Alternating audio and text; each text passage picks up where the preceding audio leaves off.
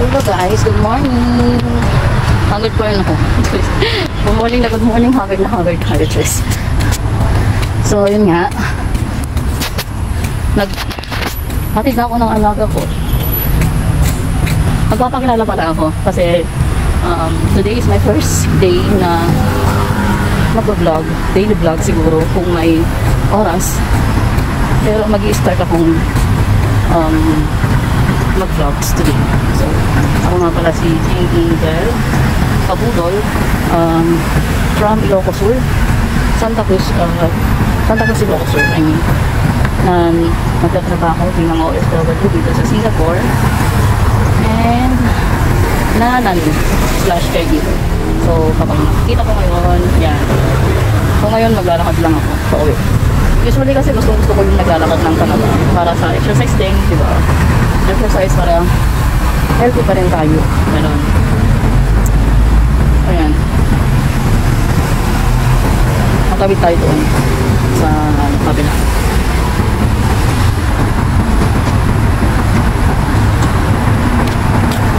Usually pag Monday, pagka uwi ko, wala na din yung amo kong lalaki, amo kong babae kasi may work sila. So pag uwi ko, mag-isa lang ako sa bahay. And then breakfast, coffee, yan, tara na.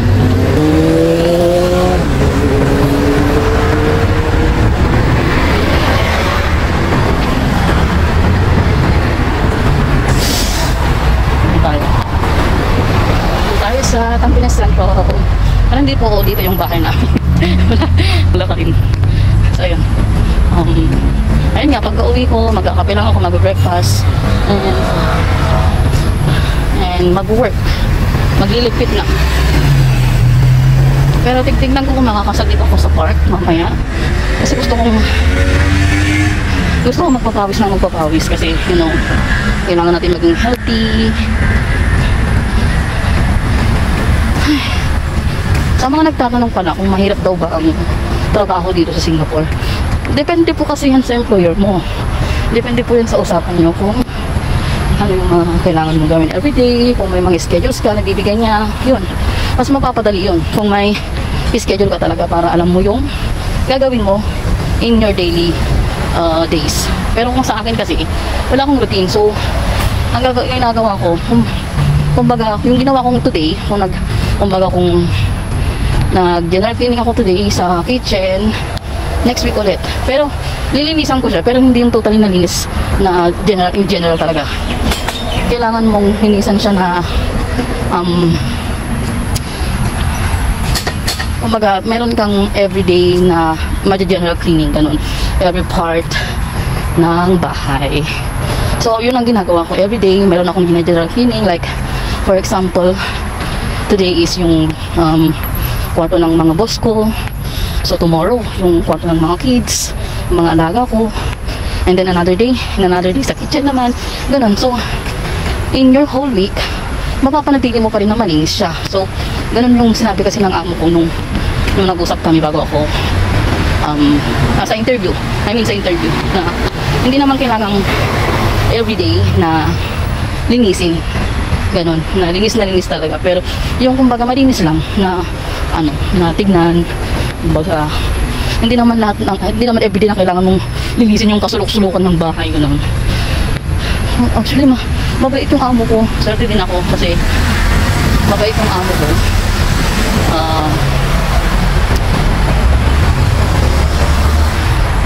Kaysa sa ibang amo ng mga ibang Pilipina, ng mga Pinay dito. Swerte na ako. Although hindi sila perfect, hindi walang taong perfect.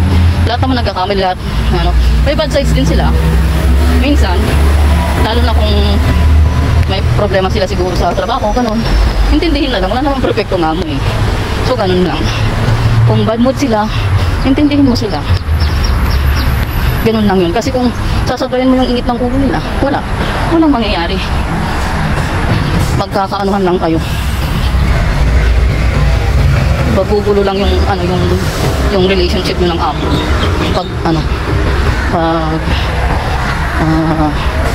Nakipag-away ka pa sa kanila pag sinabayan mo yung init ng ulo nila. So yun lang, sa akin kasi hindi ako Hindi ako yung tao na pag galit ka sa akin, magagalit din ako sa'yo kasi ganun ka. Hindi, ako kasi yung tao na iintindihin yung sitwasyon muna hanggat mainit yung ulo ng kausap ko. Pagkatapos nung pag okay na, in another day, pag okay na yung ulo niya, magsasabi ako kung ano yung mali, kung ano yung mali doon sa nangyari, kung may kasalanan ako, gano'n. Yun, yung way ko na gano'n is okay naman. Naging okay naman sa amin ng boss ko. Gano'n. So kapag so yun yung isang tips na kapag nagkaroon kayo ng amo dito, pag mainit ang ulo, wag na lang makisabay sa init ng kasi baka mapauwi kayo ng wala sa oras or mag-away lang kayo ng amo mo. Ganun. So yun. And meron din pala nagtanong kung ilang years ako dito. So magtatapos po yung kontrata ko this August. So naka-renew na ako. Naka-renew talaga. Naka-renew na ako. Actually kakabakasyon ko lang sa Pinas bakit ganun? Okay. Nakabakasyon ko lang sa Pinas nung last week. Yeah, last week. Nakauwi ko lang nung Huwebes. Kasi galing akong bakasyon sa Pinas 2 weeks. And bago ako mauwi, nag-renew na ako sa amo ko ng 2 years again. So panibagong contract ulit. Kasi mabuti naman sila, mabait naman sila sa akin. Ayun, wala naman akong masasabi. Hindi sila yung katulad ng iba na gugutumin ka. As you can see sa aking katawatas. So yun.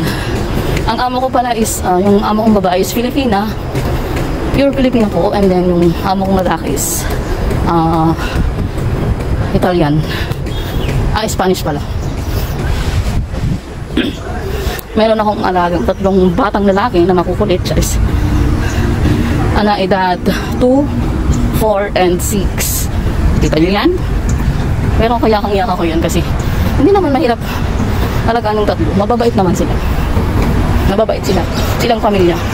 Sobra. Kaya ngayon sinabi ko, walang perfectong tao, kaya huwag kayong maghanap ng perfectong amo.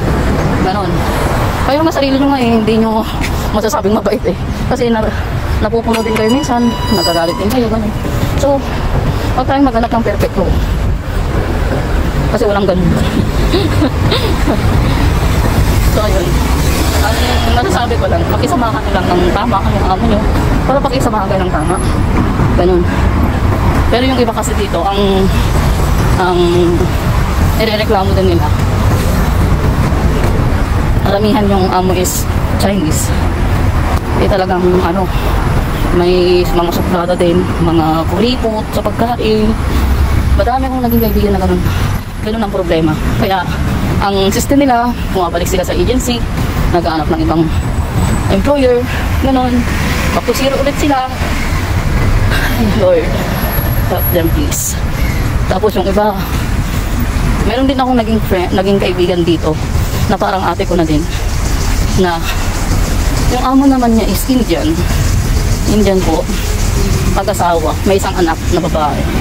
Ang ginagawa, ang teste kasi nila, yung babaeng amo niya is nag-work, so yung lalaking amo niya tsaka yung bata lang ang kasama niya sa bahay. So yung amo yung lalaki is manyakis daw kasi syempre hindi ko sasabihin na talagang kasi hindi ko naman sila nakasama sa isang bubong. So magdedepende lang ako sa kung ano yung kwento, ganun. So yun, manyakis daw yung lalaki. Tapos pag nagluluto daw si ate is nasa likod yung lalaking Indiano na naka-boxer lang. Tapos yung ehem is nakatayo daw. Ay, yung ehem daw ng lalaki. Yung lalaki is nakatayo na nakaharap sa kanya. Ay, Diyos ko. Sa kwento ko lang yun, nangingilabot na ako. hindi ko alam din kung ano magagawa ko. Kaya nung lumipat siya ng amo. Sa kasamaang palad na maglipat naman siya sa isang puti yung lalaki, tapos yung isa, yung babae, Indian pa rin. Ayun. Ngayon ang problema, yung Indian na naman ang problema doon kasi daw maano siya, strict ba? Strict. Pero sabi ko, kung ano yung ayaw niya, huwag mo nang gawin. Kung ano yung gusto niya gawin mo, sabi ko, para hindi kayo magkagulo. Pero hindi sila hindi sila magtugma ng gusto ba. Every day daw na ganun, na bubulyawan siya, ganun. Although sa amin kasi, siyempre lahat naman tayo, kahit maghapon kang magtrabaho kung wala akong naririnig na kung ano-ano, di ba? Okay lang sa akin, para sa akin okay lang ako magtrabaho maghapon. Okay lang At basta wala akong naririnig na masasakit na salita, ganun. Yung ibang amo kasi, maghapon ka nagtatrabaho, salita pa ng salita, bubulyawan ka pa ng ganyan. Nakaka-stress talaga yun. Kaya yung si ate, lumipat ulit. Ngayon, sa kasamaang palad ulit, napunta ulit siya sa isang Indian family. Hindi ko sinisira ng mga Indian pero yun yung naging experience ni ate. Kaya, hindi ko mismong ate pero ate-ate ko siya dito noon. Ngayon, ang nangyari naman doon, sa pangatlong employer niya, is, yung, kapag, meron kasi siyang room, yes, sabihin natin room niya, pero, hindi niya nailalak kasi, di-slide lang yung door. So, pwede siyang mapasok doon. So, meaning, wala pa rin siyang privacy doon. Ganun. So, ang nangyari, paggabi daw, kinukuha daw ng amo niya, yung cellphone niya.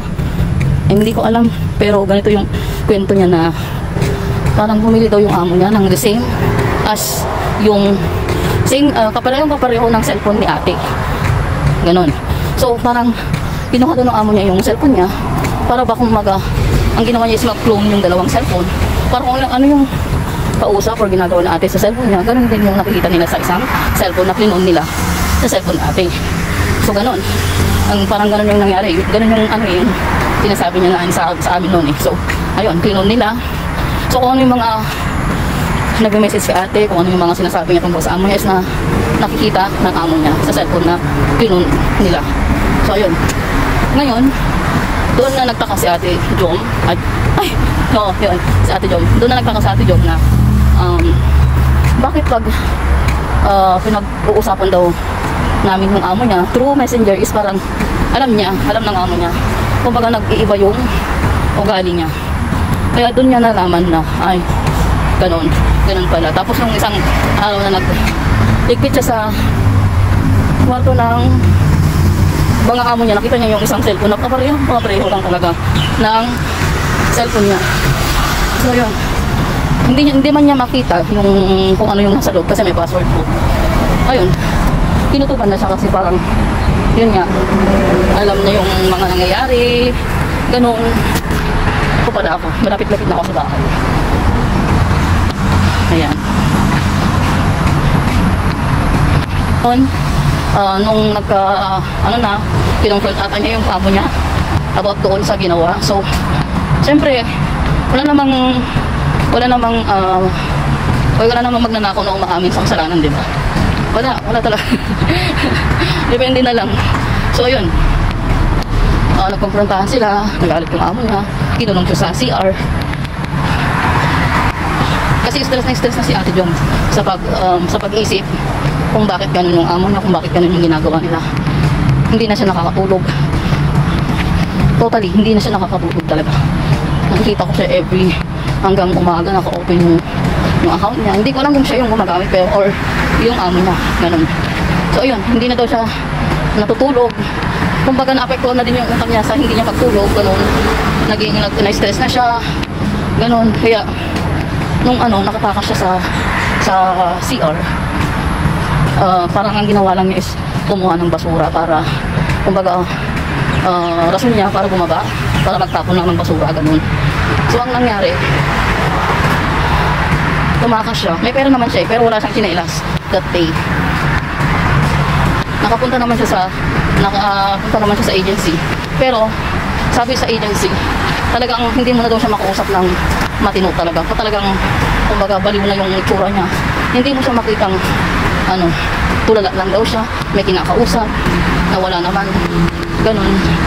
totally talaga na-stress siya. So ayun, ang ginawa ng agency, pinauwi siya. May kasama siya, may nag-atid sa kanya na isang OFW din dito na tauhan ng agency. So ayun, nakauwi na siya, pinagamot nila sa Pinas hanggang sa naging okay naman na siya. Okay na siya ngayon, guys, thank God. Pero hindi na ata siya pwedeng bumalik abroad. So mas minabuti na lang ng asawa niya na huwag pabalikin at magtrabaho na lang sa Pinas. Ayun. So ang ginagawa nila ng mag-asawa is nagpa-farm, may ano sila eh, may bukid sila. So nagpasako sila ng bigas, every kahit ano dyan. Ayun. So yun lang yung yung makikwento ko na karanasan ng mga OFW dito. Ako thankful pa rin ako kasi yung ama ko mabait. Kasi karamihan hindi sinusuwerte sa amo. Kahit sa ang bansa ang pupunta nyo may salbahe pa rin. So swertehan lang talaga. Wala naman perfectong amo. Lahat naman nagaga. Lahat naman may bad sides eh. So nasasayo na lang yun kung paano mag-i-deal, kung paano ka paano mo i-deal yung ugaling ba nila. Ganun. So ayun lang, guys, malapit.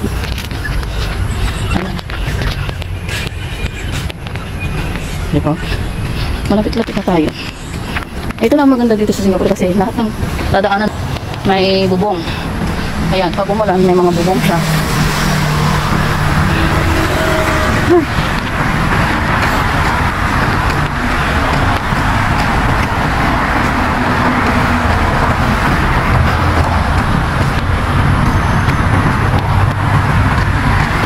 Kapag-exercise na naman ako.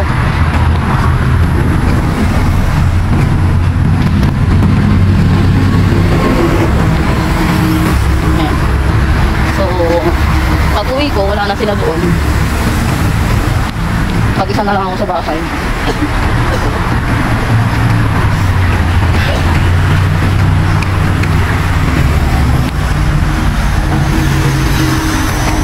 So yun guys, sa mga gustong mag-abroad dito sa Singapore, pumunta at mag-work dito sa Singapore is pwede nyo i-chat, pwede ko kayong i-ano sa mga agencies dito. Kung gusto nyo sa agency ko, pwede din naman. Kung gusto nyo sa ibang agency, pwede ko naman kayong i-apply doon or ibigay yung mga numbers nyo, ganun. Kasi may mga friends din ako na okay naman yung agency nila. May mga, kumbaga iba-iba kasi ang ano ng agencies eh. Kumbaga maganda ito sa kanila, pero sa ibang agency walang ganon. Yung ibang agency naman may ganon sila, pero yung ibang agency walang ganon. Ganun ba? Kumbaga iba-iba yung ano nila. So yun, ay, malapit na. Ilang kembot pa.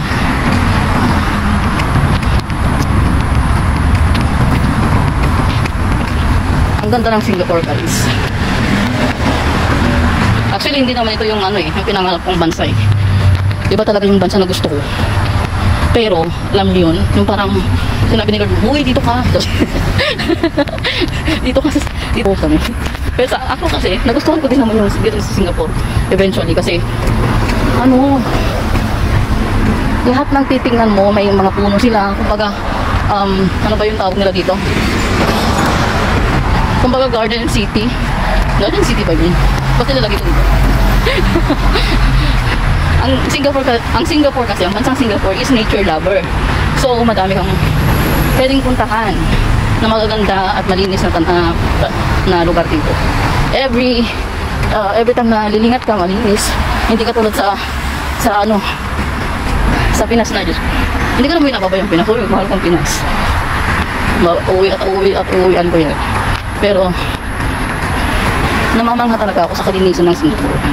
Kung paano yung pag-manage yung mga government nila, napaka-strict ko. Kaya, safe ka dito sa Singapore.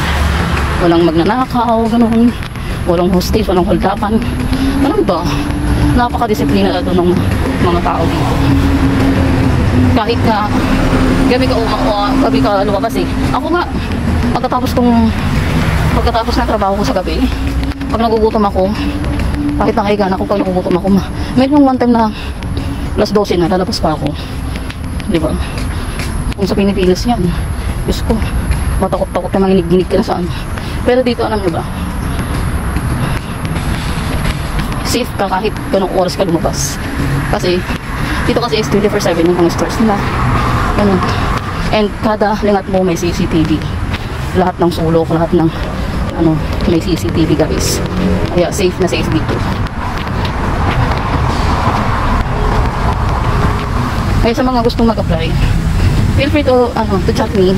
Pwede ko kayong i-refer sa agency ko o sa mga agency na iba. Yun lang. Ito na ako sa bahay. Ayan. Hindi nga papakita yung address ko. Ay.